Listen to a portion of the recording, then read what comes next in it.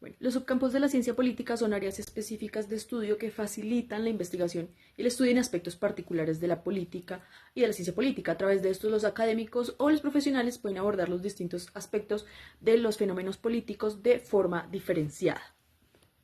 Bueno, los subcampos de la ciencia política varían entre 9 y 10. Dentro de ellos se encuentran la teoría política, el comportamiento político, las instituciones políticas, la política pública, la economía política, la política comparada, la administración pública y las relaciones internacionales.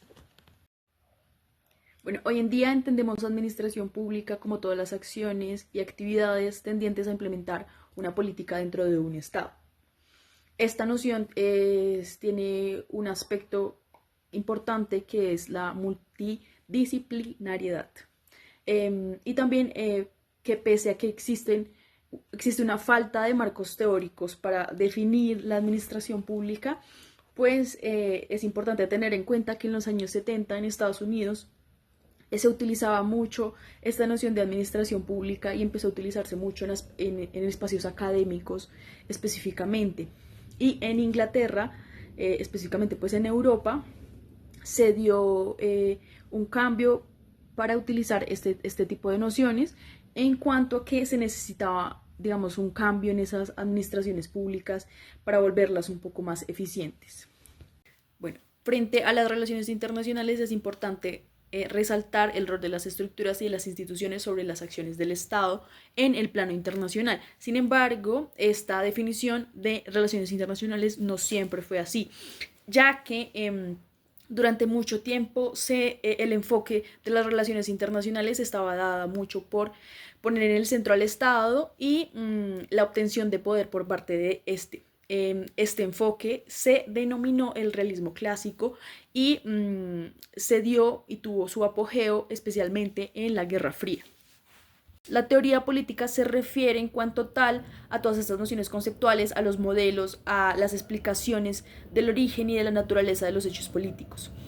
Mientras que el comportamiento político se refiere a todas estas conductas de los procesos políticos en cuanto tal, también pues a todo el estudio del comportamiento de las dirigencias políticas, de cómo funcionan las élites y la clase política en tanto relaciones de la esfera del poder político.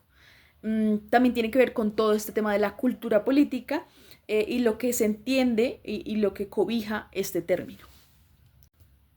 En cuanto a las instituciones políticas, se refiere a las reglas de juego o a las normas o caminos pautados que regulan las conductas de los actores políticos individuales o colectivos.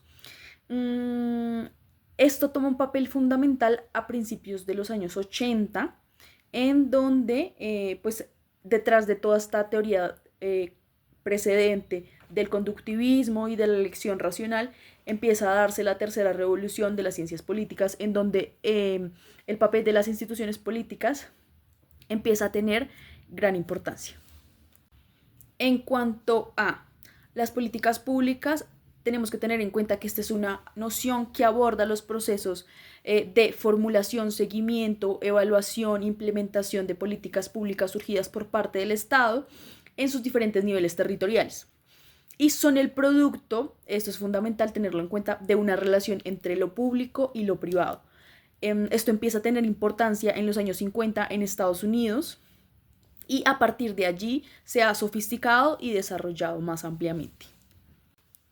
Bueno, para entender la definición de economía política es importante tener en cuenta que es una noción en donde confluyen elementos de la política y elementos de la economía y que corresponde a la relación entre instituciones, estrategias e incentivos creados de forma determinada para que las personas accionen de forma determinada y que la forma como estas instituciones afectan el funcionamiento del sistema económico es de especial relevancia.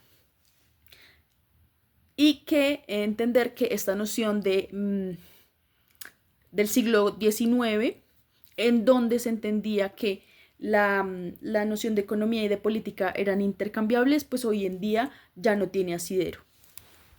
Bueno, para entender la política comparada es necesario tener en cuenta que esta toma especial relevancia y cobra sentido especialmente en los años 80 y que esta consiste en comparar los distintos sistemas políticos para formular argumentos de causas y efectos relacionados con la política y con la sociedad.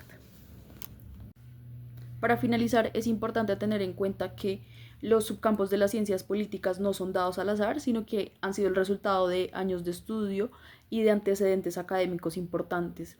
Es importante también tener en cuenta que en ella confluyen distintas disciplinas y que es a través de ellas que se entiende la política hoy en día. De tal manera que es importante que le demos toda la importancia a cada uno de estos subcampos de la ciencia política para poder entender de forma interdisciplinar esta carrera.